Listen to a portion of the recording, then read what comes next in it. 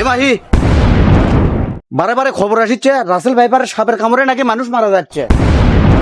এ তুই চুপ থাক, আমি বলি।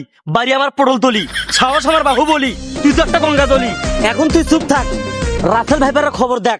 সুপ্রিয় দর্শক মন্ডলী, এই মুহূর্তে খবর এলো রাসেল ভাইপার সাপের কামড়ে মানুষ মারা গেল। এটা আবার কোন মহামারী?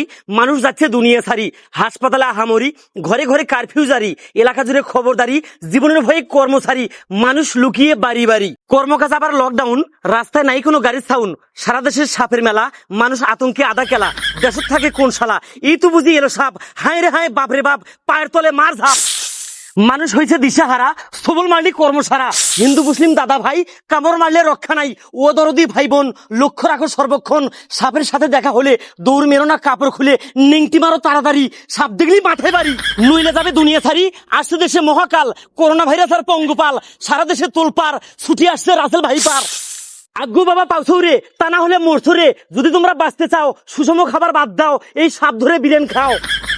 এই আবার কোন জামানা ভাই, দেশত থাকার কোনো ব্যবস্থা নাই, বাঙালি আজ হতভাগা, মঙ্গল গ্রহে নাই থাকার জায়গা, তবে আমরা যাবো কই? মিছে মিছে হইচই, লা ইলাহা ইল্লাল্লাহ মুহাম্মদ রাসূলুল্লাহ, বাঁচানোর মালিক তিনি আল্লাহ, রাখে আল্লাহ মারে কে, আল্লাহ বাঁচালে ঠেকাই কে। প্রিয় দর্শক মন্ডলী, আমাদের এই ভিডিও যদি আপনাদের ভালো লেগে থাকে তাহলে দয়া করে সাবস্ক্রাইব করবেন, লাইক কমেন্ট শেয়ার করে অবশ্যই অবশ্যই পাশে থাকবেন, এই কামনায় আল্লাহ হাফেজ।